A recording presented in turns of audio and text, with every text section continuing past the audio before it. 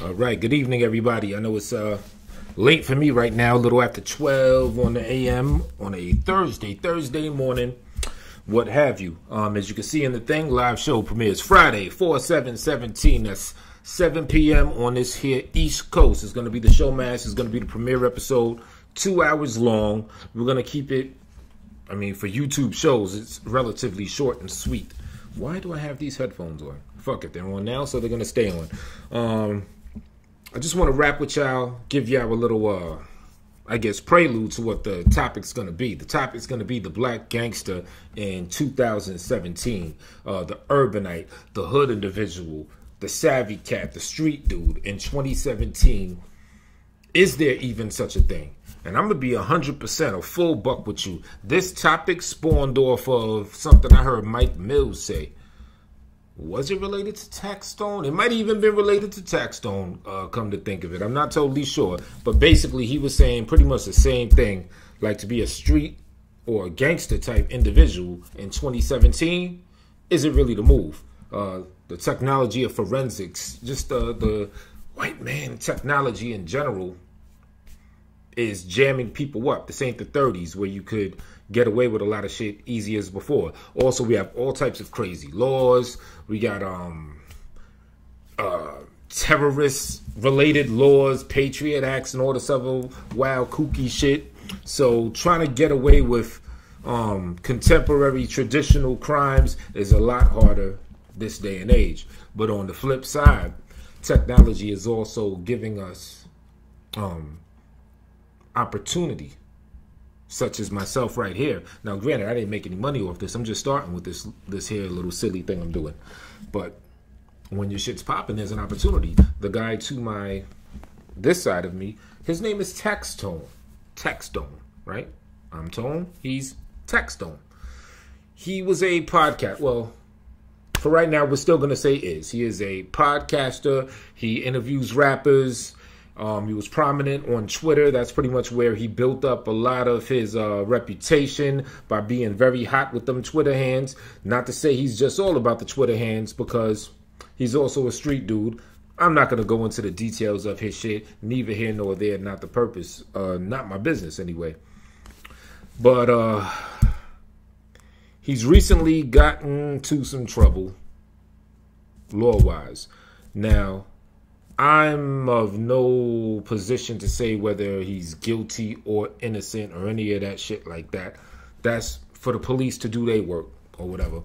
But long story short, the reason why the Taxstone situation kind of makes me, it kind of affects me a little bit, is because here I saw a young man, a young black man, very real dude, very charismatic, very real dude from the street. He was on his way to an opportunity to get out of that, so to speak. I don't want to say sell out, because that's not exactly what I'm getting at. I'm just saying he was able to get himself in a real good position by being real, by being himself, by expressing his personality. Just like I like to do, just like a lot of us like to do. We like to express our personalities. But to actually be able to do that on a venue where you're going to get paid for it, and now you're interviewing rappers, you're getting endorsements and all this other fly shit. Oh, man, it was a beautiful thing to see a black man from Brooklyn be able to attain that. You know what I'm saying? So when I saw him get caught up in all this legal shit and getting jammed up and possibly losing all that, it really hit. I mean, of course, it didn't hit me as much as it hit him, his friends, and his family.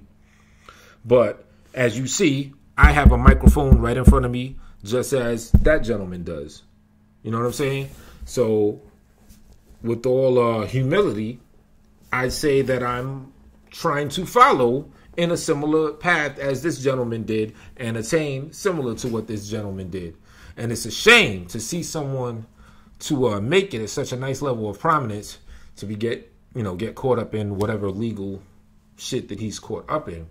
And the point what I'm trying to say, I'm kind of using him as an example, and then I'm kind of not, because I am in no position to scorn Taxstone for anything he got in. That's his business. That's his thing. That's how he rocks. That's how he moves. But at the same time, I do believe that there are lessons that we can pull from that. And I think a lot of us that are from an urban disposition or from the streets and all of that. When we're able to get into these spaces and take advantage of these opportunities to give us and our families a better way of life, and take advantage of this technology, take advantage of this internet, take advantage of app building, for example, take advantage of startup companies. Did you know in New York City, it was through Michael Bloomberg, he had some program in New York City that if you wanted to do a tech startup company, they were giving money out. They were handing money out like billion-dollar lottery winnings. You feel me? Shit was raining from the tech money was raining from the sky for the grabbing for anyone that was savvy enough or had a plan that wanted to grab that and do something. And there was no color on that. It was no, oh, only a white man could do that. Only a Chinese man could do that. No, white, black, whomever. It's all about the knowledge and knowing that that stuff exists. So that's pretty much a main crux of what I want to do. I want to find out about many opportunities for those of an urban disposition, for street individuals, and present them. You know what I'm saying? Present them to y'all. That's kind of what the Show My Ass is all about. Examining our vulnerabilities and figuring out ways and trading resources where we can help each other rise like geese past these vulnerabilities and stuff like that. So, in a nutshell, I'm kind of saying, similar to what Mike Mills was saying, 2017, the intense criminal dealings and shit that could lead to football numbers, it's not worth it. Because you can make that same paper, if not a lot more, just by utilizing current technology that is already out in the world. You feel me? All it takes is mainly the knowledge to know about it. Then it takes breaking the comfort zone, because, you know, a lot of us are used to a routine. And when it's something new, if it involves, let's say, watching a 3-hour video course on how to set up a startup web business or something like that, take the time, watch that course. I'm talking to y'all, but I'm talking to myself too, because I have a very good friend that sends me all types of fly shit about getting this bread, and he's involved in all types of fly shit. Hopefully he calls in tomorrow. But long story short, he sends me all types of shit, and I just be so in my own bag, doing my own thing. I don't be getting out of my comfort zone to really sit down and watch that shit, but I really need to do that. You know what I'm saying? Because there's a lot of people making a lot of money with no legal risk ramification or anything of that matter. You know what I'm saying? They're just in the present and taking advantage of that. So I think a lot of us got to do that too, because a lot of them people that do that are the white boys, to be real. It is the Asians or whatever. Even Hispanics is doing it more than black folk. You know what I'm saying? So that's what I want to do. And if any of you guys have any suggestions or know of anything that can earn some good money or be a nice pathway to success, that's anti-bullshit, that's anti-judge hit that gavel and give you them football numbers, you know what I'm saying, that's really about some come-up shit, please email me, tonespace2, TONESPACE 2 @gmail.com. You could even leave comments for everyone else to check out, whatever the case. The point is, we need to start finding out about these opportunities and trading off resources with each other so that we could make this happen. So yeah, the show's coming this Friday. It's going to be a 2-hour show. It's going to be a variety show. So maybe about anywhere from a half hour to 40 minutes will be a Google Hangout panel type thing, like everybody else do. So please, my numbers ain't popping like that. So if you'd like to get on the panel, please let me know. Don't be surprised if you don't get an email asking you to be on the panel in general. You know what I'm saying? Because I do want to, see a few people that's prominent in the community in the black sector show out and, help a brother get his shit popping. That's just what I wanted to say. Actually, let me read a little bit about Taxstone for all of y'all, because I did mean to do that. I've been so busy. I wanted to do more homework on the brother. I mean, I've been watching his podcast, but as far as history and all that. I never really delved into the man himself. I've just been a consumer of the product, and I really like this product. Really genuine, natural dude.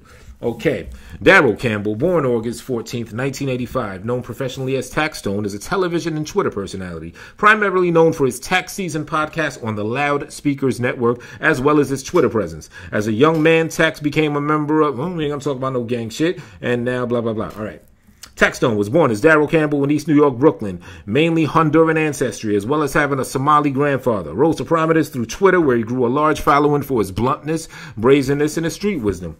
He caught the attention of the Loudspeakers Network podcast host on January 8th, 2015, after he appeared on an episode of Charlemagne the God and Andrew Schultz, the Brilliant Idiots podcast. Another podcast host on the network, Kid Fury, had also recommended him to the network's bosses, Combat Jack and Chris Morrow, which led him to his own podcast, Tax Season.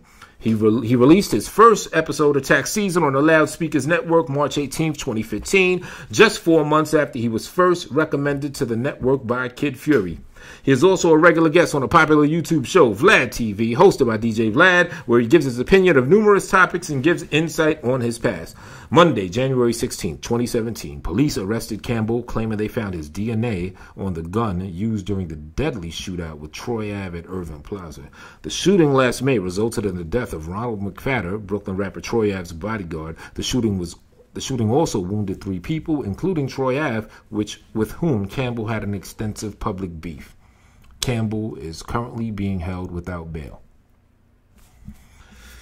They actually did a pretty Wikipedia for you. They actually did a pretty decent summary. Said the origins of the guy, how he came to prominence, and how he got jammed up. There you have it. So yeah, this Friday, the showm'ass premieres 7 p.m. Eastern Standard Time, 4 p.m. Cali time, and I'm gonna see y'all on it.